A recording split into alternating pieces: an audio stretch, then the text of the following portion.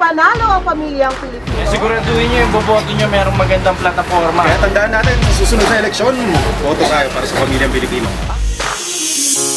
12 oras kumakayod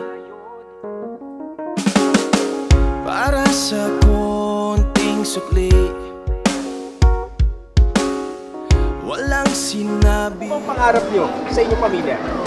Gusto ko makatapos lahat ng anak ko. Dapat nga po ngayong eleksyon, kailangan natin iboto po ang tama na kasabay natin sa pagpapatupad ng mga pangarap po natin. Dapat sacrificial din, no? Yun! Iboto natin. Katuparan sa pangako.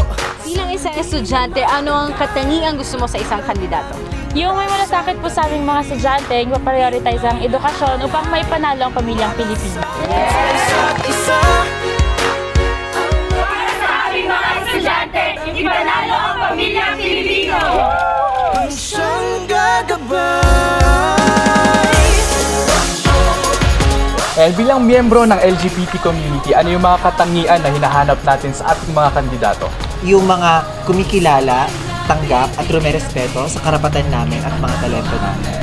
Alam naman po natin na pagdating sa trabaho, minsan nagkakaroon ng diskriminasyon. So ano po ba yung gusto natin na mangyari tungkol dito? Pantay-pantay na oportunidad at pagtrato pagdating po sa trabaho. Kahit nasa ilalim ng iba. Ay, kuya! Ano pong mga qualities ng isang kandidato ang hinahanap ninyo? Hindi kurakot, takot sa Diyos, kapagmahal sa tao, hindi pakitang tao, kailangan yung pangako niya matutupad. Siyempre kung gusto talaga natin ng pagbabago, siyempre kailangan talaga natin na pumili ng tamang leader. Para na ipanalo ang pamilyang Pilipino. Tama ba, tatay? Tama! Katuparan sa pangako. Ate, usong-uso na po ngayon ang vote buying. Kayo po, kung sakaling bilhin ang boto nyo, tatanggapin nyo ba? Syempre, hindi po. Bakit ho?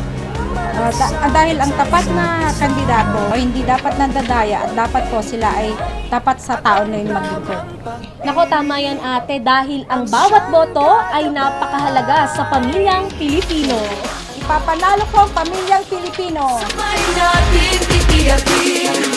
Ipanalo ang pamilyang Pilipino. Ipanalo ang pamilyang Pilipino. Ipanalo ang pamilyang Pilipino. Ipanalo ang pamilyang Pilipino.